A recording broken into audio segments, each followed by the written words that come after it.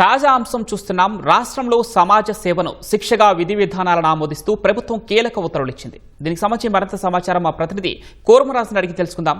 కోరమరాజు, చెప్పండి, సమాజ సేవ కేటగిరీలో ఏ రకాల శిక్షలు ఉన్నాయి?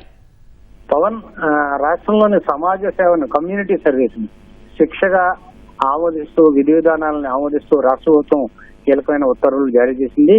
భారతీయ న్యాయ సంహిత, నాగరిక సురక్ష సంహితల ఆధారంగా రాష్ట్ర సర్వోన్నత న్యాయస్థానం ఇచ్చిన మార్గదర్శకాలకు అనుగుణంగా వాటన్నిటిని ఆమోదిస్తూ రాష్ట్ర హోంశాఖ జీవోని విడుదల చేసింది. నేర స్వభావాన్ని బట్టి 1 రోజు నుంచి 31 రోజులు ఈ కమ్యూనిటీ సర్వీస్ ను, అలాగే 40 గంటల నుంచి 240 గంటల వరకు కూడాను ఈ సమాజ సేవ శిక్షను న్యాయస్థానాలు విధించే వెసులుబాటు కల్పించారు. ఆసుపత్రులు, మున్సిపాలిటీలు, జంతు ప్రదర్శనశాలలు, పబ్లిక్ పార్కులు, ప్రభుత్వ విద్యా సంస్థలు, లైబ్రరీలు, పోలీసు, ట్రాఫిక్ నియంత్రణ వంటి వాటి అన్నింటినీ కూడాను ఈ సమాజ సేవ శిక్షల్లోనేమో వాళ్ళు సవివరంగా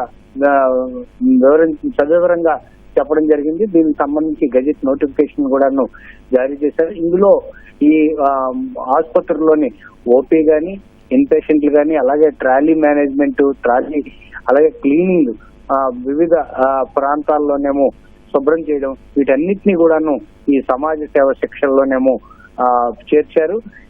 అలాగే రాష్ట్రంలోని ఏ ప్రభుత్వ కార్యాలయంలోనైనా ఈ పని చేయడం కానీ వీటన్నిటిని కూడాను ఈ సమాజ సేవ శిక్షలో భాగంగా విధించేందుకు వీలు కల్పిస్తూ రాష్ట్ర ప్రభుత్వం దాన్ని అడాప్ట్ చేసుకుంది.